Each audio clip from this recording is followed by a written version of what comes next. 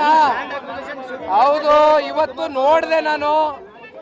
ಪಾಪ ನಮ್ಮ ಬಿಡದಿ ಭಾಗದಲ್ಲಿ GBIT greater Bengaluru integrated township project ಮಾಡಕ್ಕೆ ಹೊರಟಿದಾರಲ್ಲ, ಇಷ್ಟೆಲ್ಲ ಮೊನ್ನೆ ಕುಮಾರಣ್ಣ ಅವರು ಕೂತ್ಕೊಂಡು ಪ್ರೆಸ್ ಅಡ್ರೆಸ್ ಮಾಡಿ, ದೇವೇಗೌಡರು ಸಾಹೇಬರು ಪ್ರೆಸ್ ಅಡ್ರೆಸ್ ಮಾಡಿದ ಮೇಲೆ ಒಳಗಡೆ ಈಗ ತಳಮಳ ಶುರುವಾಗಿ ಇವತ್ತು ಒಂದು 30 ಜನವೋ 40 ಜನವೋ ರೈತ ಮುಖಂಡರು ಅಂತ ಕರೆಸಿದ್ರಲ್ಲ ಸರ್.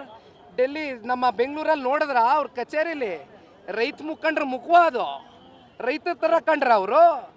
ಯಾವ ರಿಯಲ್ ಎಸ್ಟೇಟ್ ದಂಧೆಕೋರರು ದಲ್ಲಾಳಿಗಳನ್ನ ಯಾವನಾದ್ರೂ ಹೋಗ್ಲಿ ಹಸಿರು ಶಾಲ್ ಧರಿಸಿದ್ರೇನ್ರಿ? ರೈತರ ಥರ ಇದ್ರೇನ್ರಿ ಅವರು?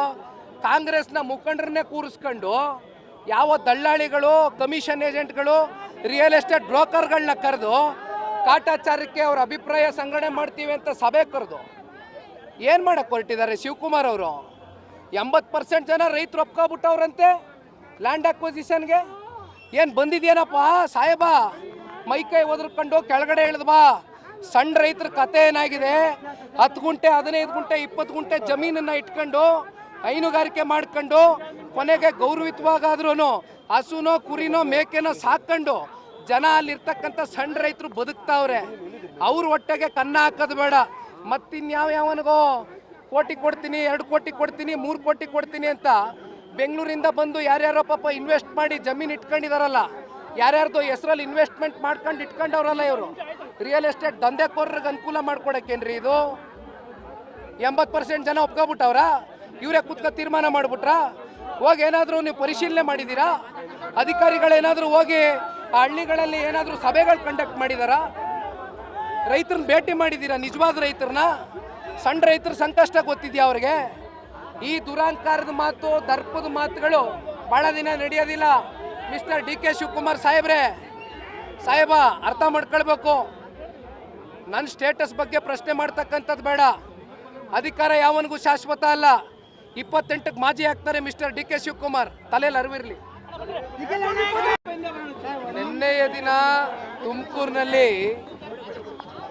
ಸರ್ಕಾರಿ ಕಾರ್ಯಕ್ರಮ ಆಯೋಜನೆ ಮಾಡ್ಕೊಂಡು ಸಾಧನಾ ಸಮಾವೇಶ ಅಂತ ಹೆಸರು ಕೊಟ್ಕೊಂಡು ನಿನ್ನೆಯ ದಿನ ಮುಖ್ಯಮಂತ್ರಿಗಳು, ಉಪಮುಖ್ಯಮಂತ್ರಿಗಳ ಆದಿಯಾಗಿ ಸಂಪೂರ್ಣ ಸಚಿವ ಸಂಪುಟವು ಕೂಡ ನಿನ್ನೆ ತುಮಕೂರಿನಲ್ಲಿ ಮಾತನಾಡಿರ್ತಕ್ಕಂಥ ಎಲ್ಲ ವಿಚಾರವನ್ನ ಕೇಳಿದ್ದೀನಿ.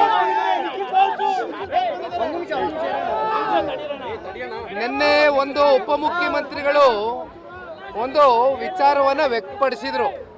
ನಾನು ಅದನ್ನು ಗಮನಿಸಿ ಇವತ್ತು ನನ್ನ ವಿಚಾರವೂ ಕೂಡ ಮುಂದಿಟ್ಟಿದ್ದೀನಿ.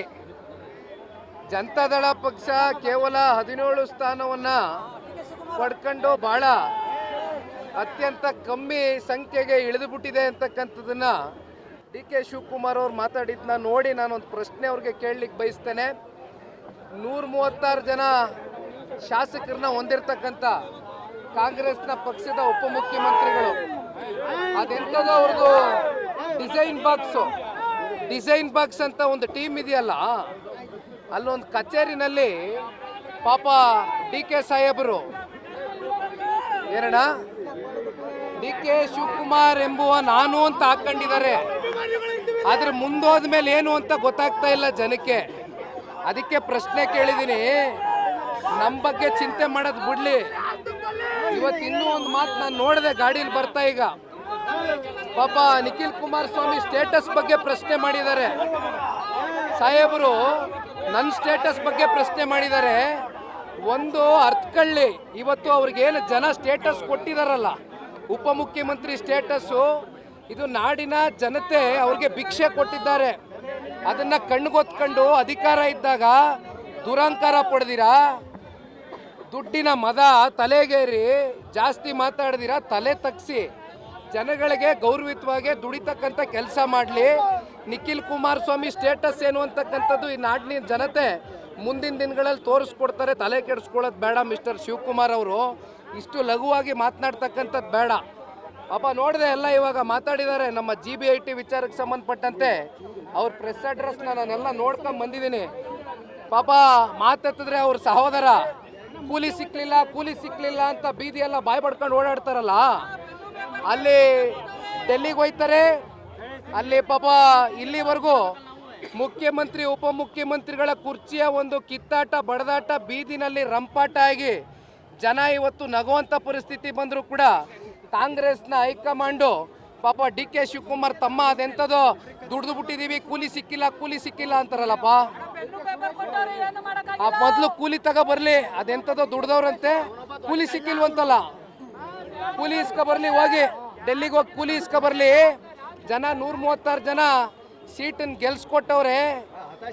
ಕುಣಿನಾರದೇ ಇರೋರು ನೆಲ ಡೊಂಕಂದಂಗೆ ಅವ್ರು ಹತಾಶರಾಗದೇ ಆಗಿರ್ತಕ್ಕಂಥದ್ದಕ್ಕೆ ಇವೆಲ್ಲ ಚರ್ಚೆ ಇರೋದು. ನಿಖಿಲ್ ಕುಮಾರಸ್ವಾಮಿ ಸ್ಟೇಟಸ್ ಬಗ್ಗೆ ಚರ್ಚೆ ಬೇಡ. 2028ಕ್ಕೆ ಇದೇ ಮಾನ್ಯ ಡಿ ಕೆ ಶಿವಕುಮಾರ್ ಮಾಜಿ ಆಗ್ತಾರೆ, ಹಾಲಿಯಾಗಿರೋದಿಲ್ಲ. ಯಾವ್ರಿಗೂ ಅಧಿಕಾರ ಶಾಶ್ವತ ಅಲ್ಲ. ದಯವಿಟ್ಟು ಮಾತಾಡೋದಕ್ಕಿಂತ ಮುಂಚಿತವಾಗಿ ಎಚ್ಚರಿಕೆಯಿಂದ ಮಾತಾಡೋದು ಕಲ್ತ್ಕೊಳ್ಳಿ, ದುರಾಂತರ ಬೇಡ.